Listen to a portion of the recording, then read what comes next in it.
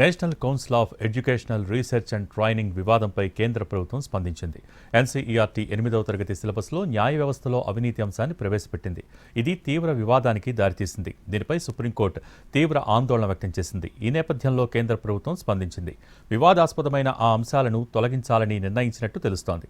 అలాంటి అంశాలను చేర్చకుండా ఉండాల్సిందన్న అభిప్రాయం వ్యక్తమైంది. అవి ఆమోదయోగ్యమైనవి కావని, వాటి స్థానంలో స్ఫూర్తిదాయక అంశాలు చేర్చాల్సిందని తెలిపాయి.